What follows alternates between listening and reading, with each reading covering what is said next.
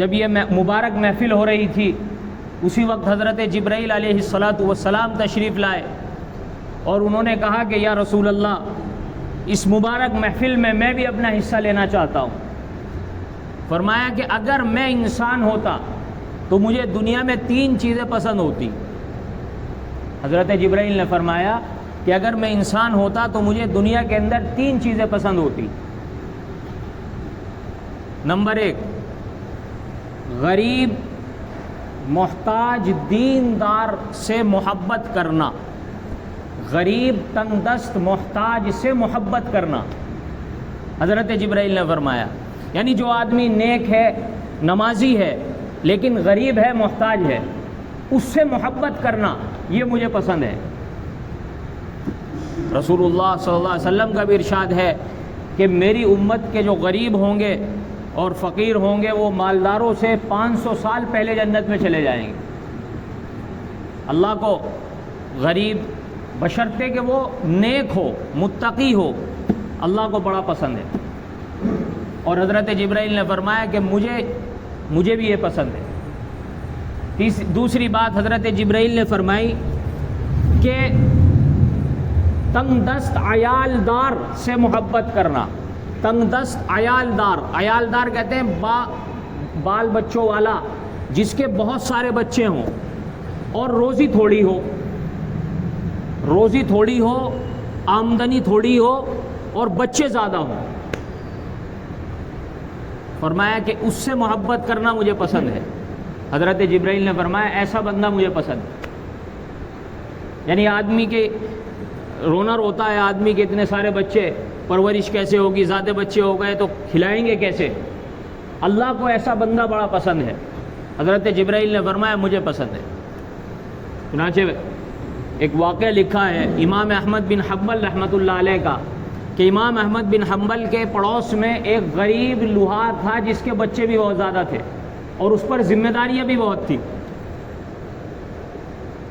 جب وہ حضرت امام احمد بن حنبل کے پڑوس سے ان کے قرآن کریم کی تہجد میں تلاوت کرتے وقت آواز سنتا تھا تو وہ تڑپتا تھا، مچلتا تھا کہ کاش میرے اوپر اگر میرے بچوں کی ذمہ داریاں نہ ہوتی تو میں بھی رات میں تہجد میں کھڑے ہو کر اسی طرح سے اللہ کے سامنے عبادت کرتا، قرآن کی تلاوت کرتا۔ لیکن میرے اوپر ذمہ داریاں ہیں، صبح کو مجھے اٹھ کر اپنے کام میں لگنا ہے، رات میں اگر تہجد پڑھوں گا تو پھر کام نہیں کر پاؤں گا۔ یہ اس کے دل میں تمنا تھی، تڑپ تھی، لگن تھی۔ اللہ کو یہی پسند آ گئی۔ نماز 5 وقتہ پڑھتا تھا، البتہ تہجد، اشراق، چاشت وغیرہ نہیں پڑھتا تھا، لیکن ارادہ یہ تھا کہ اگر مجھے بھی فرصت ملے بچوں کی ذمہ داری سے تو میں بھی یہ چیزیں پڑھوں۔ انتقال ہو گیا، کسی نے خواب میں دیکھا کہ کیا بنا تو کہا کہ میرے اس ارادے اور نیک نیتی کی وجہ سے اللہ نے مجھے امام احمد بن حنبل کا پڑوس دے دیا۔ اللہ کو یہ ارادہ میرا اتنا پسند آیا کہ امام احمد بن حنبل کے پڑوس میں جنت میں جگہ ملی ہے۔ تو حضرت جبرائیل فرماتے ہیں دوسری چیز مجھے یہ پسند ہے کہ تنگ دست ہو، بچے زیادہ ہوں، آمدنی کم ہو، ایسے شخص سے محبت کرنا مجھے پسند ہے۔ تیسری چیز حضرت جبرائیل نے فرمائی، تیسری چیز مجھے پسند ہے بھٹکے ہوئے کو راستہ دکھانا۔ اس کے 2 مطلب ہیں۔ ایک مطلب تو یہ ہے کہ ایک آدمی راستہ چل رہا ہے، راہگیر ہے، راستے میں جا رہا ہے، راستہ بھول گیا، راستہ پوچھ رہا ہے، اس کو صحیح گائیڈ کرنا، صحیح راستہ دکھانا، صحیح راستہ بتانا، یہ بہت اچھی چیز ہے شریعت میں۔ اور دوسرا اس کا مطلب یہ ہے کہ جو لوگ گناہ میں مبتلا ہیں، دین سے ہٹے ہوئے ہیں، دین سے بھٹکے ہوئے ہیں، گناہ گاری میں مبتلا ہے، اللہ کے راستے سے ہٹے ہوئے ہیں، ان کو اللہ کے راستے پر لگانا، ان کو اللہ سے ملانا، ان کو صحیح راہ دکھانا، ان کی صحیح رہنمائی کرنا، ان کو صحیح گائیڈنس دینا، فرمایا یہ مجھے پسند ہے۔ اتنے میں حضرت جبرائیل علیہ السلام نے دوبارہ آئے، یہ باتیں بیان فرمانے کے بعد دوبارہ تشریف لائے اور کہا کہ اللہ تبارک و تعالیٰ بھی اپنی پسندیدہ 3 چیزوں کو بتانا چاہتے ہیں۔ جب آپ سب نے اس مبارک محفل میں اپنی پسندیدہ 3 چیزیں بیان فرما دی تو اللہ تعالیٰ کو بھی 3 چیزیں بہت پسند ہیں. پہلی چیز، فاقے پر صبر کرنے والا بندہ اللہ کو بڑا پسند ہے. اللہ نے غریبی دی ہے، مقدر میں روزی کم لکھی ہے، لیکن اس کے باوجود وہ اس پر راضی ہے کہ اللہ نے جو مجھے دیا اس پر راضی. اللہ کا شکر، اللہ تیرا شکر ادا کرتا ہوں. تو فرمایا اللہ کو یہ بندہ بڑا پسند ہے. امام غزالی رحمۃ اللہ علیہ نے احیاء العلوم کے اندر ایک روایت نقل کی ہے کہ کل قیامت کے دن اللہ تعالیٰ ایسے نیک بندے سے جس نے صبر کیا، فاقے پر تھوڑی روزی پر صبر کیا، تو اللہ تعالیٰ اس سے معذرت کریں گے. جیسے دوست کہتا ہے، دوست سے معذرت کرتا ہے، تو اللہ تعالیٰ اس کے سامنے اسی طرح معذرت کریں گے کہ بھئی میں نے تجھے روزی کم دی تھی. تو اللہ تعالیٰ اس کے تھوڑے عمل پر راضی ہو جائیں گے. آج آپ اپنا ذہن اور اپنے مزاج کو، اپنے دل کو ٹٹولیے، کھنگالیے. ہمارے اندر ناشکری کے جذبات کتنے ہیں. بے پناہ اس زمانے میں اللہ تعالیٰ دے رہے ہیں. اگر آپ کے پاس اپنی چھت ہے، 2 روٹی تینوں ٹائم مل رہی ہیں سکون کے ساتھ، کسی کا قرضہ نہیں ہے، اور آپ کو نماز پڑھنے کے مواقع اللہ دے رہے ہیں، دین پر عمل کرنے کے مواقع دے رہے ہیں، تو آپ خوش قسمت ہیں. آپ کا شمار امیروں میں ہے. حضرت داؤد علیہ السلام کو اللہ نے ایک مرتبہ وحی بھیجی کہ داؤد اگر سڑی سبزی بھی مل جائے تو اس کو بھی غنیمت جان، یہ سمجھ کہ اللہ تعالیٰ تجھے نہیں بھولا ہے. جب رزق اللہ بانٹ رہا تھا تو اس وقت تیرا نام اللہ نے نہیں نکالا. اور آج ہمیں شکوے ہیں تنگی کے، تنگ دستی کے، کہ ہمیں نہیں مل رہا ہے، کم مل رہا ہے، تھوڑا مل رہا ہے. بھئی جو مل رہا ہے اللہ کا شکر ادا کرو. اللہ نے تمہیں 2 وقت کی روٹی دے دی، اللہ کا شکر ادا کرو کہ اللہ نے رزق کی تقسیم کرتے وقت تمہیں فراموش نہیں کیا. دوسروں کی طرف، دوسروں کے پاس گاڑیاں ہیں، بنگلے ہیں، نگاہ مت کرو. اللہ تعالیٰ عزت کے ساتھ حلال روزی دے رہا ہے، 2 روٹی مل رہی ہیں، سب سے امیر ہو. تو آج اس چیز کی ضرورت ہے. اللہ تعالیٰ کو یہی بندہ پسند ہے جو کم میں اللہ پر راضی ہو. دوسرا بندہ اللہ کو جو پسند ہے وہ یہ ہے، دوسری چیز جو اللہ کو پسند ہے وہ ہے نیکی میں سبقت کرنا، نیکی کرنے میں ریس لگانا. یعنی آدمی نیکی کمائے جائے اور آخرت کے اکاؤنٹ میں جمع کرتا رہے. جو بھی موقع اللہ تعالیٰ دے نیکی کرنے کا اس میں شریک ہو، حصہ لے، نیکی میں سبقت کرے، اپنے آپ کو تھکائے، آگے بڑھے. اللہ تعالیٰ کو ایسا بندہ بڑا پسند ہے. ایک حدیث میں آتا ہے کہ اللہ تعالیٰ 3 بندوں پر، فرشتوں پر فخر فرماتے ہیں. فرشتوں پر فخر فرما رہے ہیں اللہ تعالیٰ. 3 بندے ایسے ہیں جن پر اللہ تعالیٰ فخر فرماتے ہیں.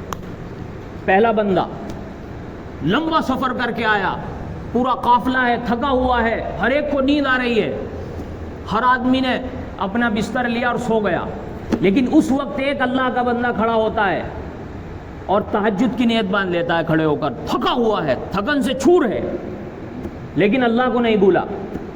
تو اللہ تعالیٰ فخر فرماتے ہیں کہ دیکھو، نیند اسے اپنی آغوش میں لینا چاہتی تھی، اس کے سارے ساتھی سو گئے، لیکن اس کو مجھ سے اتنی محبت ہے کہ یہ مجھے نہیں بھولا. ایسے وقت میں بھی یہ میرے سامنے کھڑے ہو کر تہجد پڑھ رہا ہے. اللہ تعالیٰ فرشتوں پر فخر فرماتے ہیں. دوسرا بندہ جس پر اللہ فخر فرماتے ہیں وہ یہ ہے کہ رات کا وقت ہے، پاس میں بیوی ہے، لیکن اس وقت وہ اپنی خواہش پوری کرنے کے بجائے مصلی لے اور تہجد کے لیے کھڑا ہو جائے. بیوی کا بھی حق ادا کرے، لیکن جو تہجد کا وقت ہے اس وقت سب دنیا کو ایک طرف ڈال کے اللہ کے سامنے کھڑا ہو جائے. تو اللہ تعالیٰ فخر فرماتے ہیں کہ دیکھو، اس کے اندر میں نے خواہشات نفسانی رکھی، سارے جذبات رکھے، نوجوان بیوی اس کے پاس ہے، لیکن اس کے باوجود یہ مجھے یاد کر رہا ہے. تو اللہ تعالیٰ فخر فرماتے ہیں فرشتوں پر. تیسرا بندہ جس پر اللہ فخر فرماتے ہیں وہ تیسرا بندہ وہ ہے جو اللہ کے راستے میں جہاد کے لیے دشمن کے سامنے کھڑا ہو جائے. اسے اپنی جان کی پرواہ نہ ہو، سامنے دشمن ہو اور وہ اکیلا پڑ جائے، اس وقت بھی وہ پیٹھ پھیر کر نہ بھاگے اللہ کے لیے اور اللہ کے کو راضی کرنے کے لیے دشمن کے سامنے اڑ جائے. اللہ اس پر فخر فرماتے ہیں کہ دیکھو، اپنی جان کی اسے پرواہ نہیں ہے اور یہ میرے سامنے کس طرح سے میرے لیے اور میرے دین کے خاطر کس طرح سے میرے راستے میں نکل گیا. دو باتیں ہو گئی. تو پہلا بندہ جو اللہ کو پسند ہے، جو فاقے پر صبر کرنے والا ہو. نمبر 2 نیکی میں سبقت کرنے والا. نمبر 3 اپنے گناہوں پر ندامت کے آنسو بہانے والا. انسان کے اندر اللہ تعالیٰ نے جذبات رکھے، گناہ صادر ہو گیا، اس کے بعد وہ اللہ کے سامنے شرمندہ ہو جائے اور گڑ گڑا کر رو لے، ندامت کے آنسو بہا لے. وہ جو آنسو گرتے ہیں اللہ کو وہ بڑے پسند ہیں. ایک مرتبہ حضرت جبرائیل آئے اور کہا کہ یا رسول اللہ، آپ کی امت کا کوئی بھی آدمی کوئی بھی نیکی کرتا ہے، اللہ تعالیٰ اس کو نامہ اعمال کے ترازو میں رکھتے ہیں. ہر نیکی رکھی جائے گی نامہ اعمال کے ترازو میں اور اسے تولا جائے گا قیامت کے دن.